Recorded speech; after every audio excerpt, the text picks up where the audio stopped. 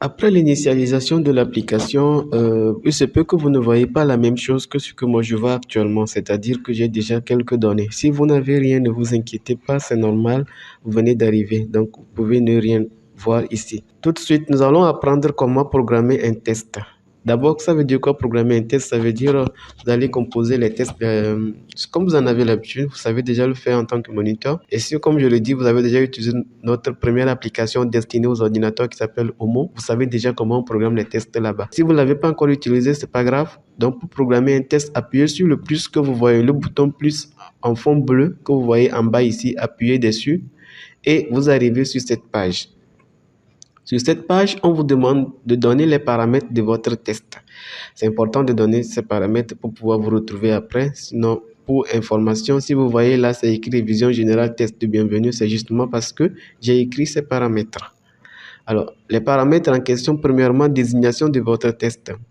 Comme je viens de vous montrer tout à l'heure, vous voyez révision générale, donner des noms de sorte à pouvoir vous retrouver par après dans le nombre de tests que vous aurez programmés. Si vous ne donnez pas des noms assez clairs à vos tests, vous risquez de vous retrouver plus tard avec des tests et ne plus vous retrouver vous-même dans vos tests que vous avez déjà programmés. Voilà pourquoi nous vous conseillons de donner un bon nom, un nom qui vous donne un sens. À vous de voir.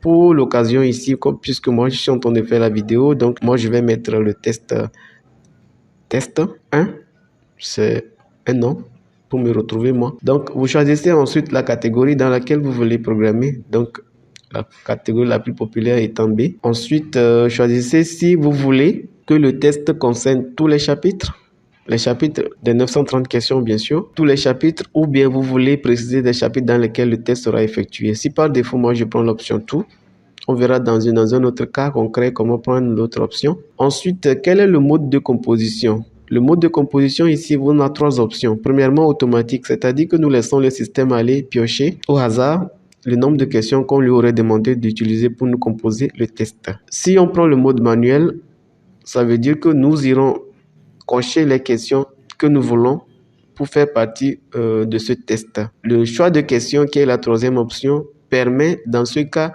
au lieu d'aller choisir des questions en les cochant, plutôt vous allez renseigner dans la partie suivante les numéros des questions.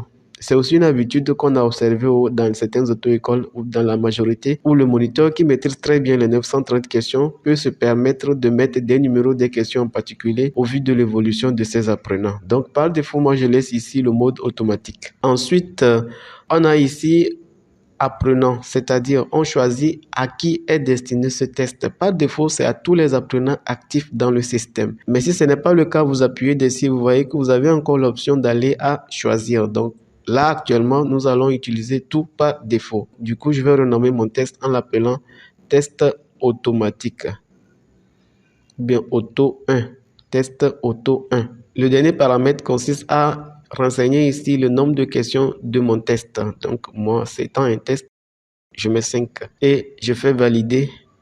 Tout à l'heure, mon test a été validé. Je serai redirigé à la page d'accueil où on me dit, voilà, test auto 1 qui a été validé avec succès.